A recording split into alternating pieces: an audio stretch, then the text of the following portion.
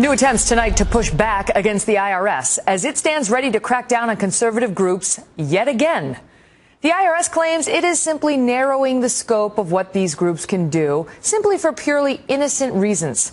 But our next guest says this is really an attempt to remove conservative groups from the public square altogether. Congressman Dave Camp is the chairman of the House Ways and Means Committee. He's with me now. Congressman, good to see you.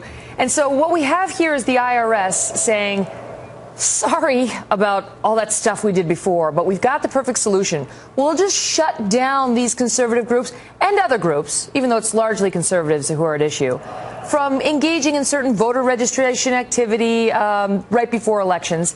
And that is the solution to all that problematic behavior we engaged in over the past couple of years. And you say what? Well, today in the committee we passed a bill that would just delay this proposed rule for a year. Get it outside of the election, delay it for a year. Let us complete our investigation. I don't even have all of Lois Lerner's emails yet. The taxpayer inspector general has not completed his investigation of this matter. So to pick out what we call the social welfare groups or the 501c4s and target them is really just putting into a rule the targeting that we found out about months ago.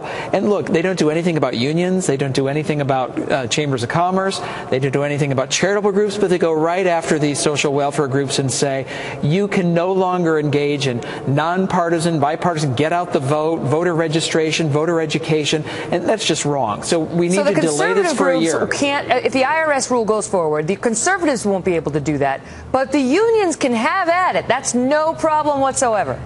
Right. The rule says nothing about unions. Unions can go forward. They can do all their get out the vote, all their voter registration. But these groups that have been targeted already, I mean, to me, this adds insult to injury. They've been targeted already, and now they're going to put them out of business. So we need to delay this. The committee voted to delay it. Hopefully the House will take it up very soon. Now, they come out and say, look, the only reason we're doing this is because we were so confused. That's the only reason we, quote, targeted conservatives in the past couple of years in terms of when they applied for tax-exempt status with all those questionnaires, and we kept their applications pending for months and years in some cases. We were just confused about whether these were political entities or non-political entities. So we're going to pass this new rule that just says whatever kind of entity you are, you can't do this stuff right before the election.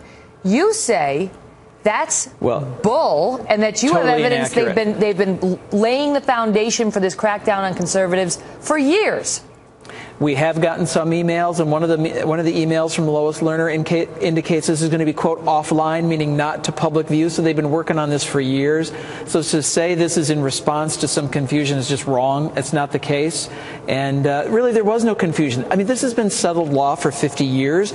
The groups knew what they were doing. This really was brought to the attention of Washington officials in the IRS because of media attention, not because of confusion. The rules are clear, and the groups were following the rules. Mm-hmm. So in other words, the crackdown on the influx, the sudden spike in conservative groups applying for tax-exempt status, the crackdown on them only began once you had media attention on how many conservative groups were applying, and Senator Chuck Schumer and others who were saying the IRS needs to do something about these groups. And suddenly there was confusion at the IRS about them. Let me ask you about this email, because I think it's very interesting that you uncovered. Lois Lerner, who pleaded the fifth, who would not answer questions before Congress and who will not give you her documents, was this top IRS official at the center of this scandal. She's now, suddenly retired on the taxpayer's dime.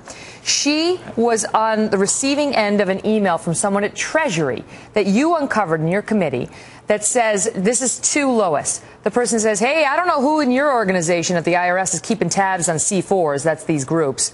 But since we mentioned potentially addressing them off plan in 2013, I've got my radar up, and this seems interesting. She sends an email that talks all about a legal justification for going after such groups, how you can bury them in paperwork, and you can get all sorts of questions that you demand answers from these groups.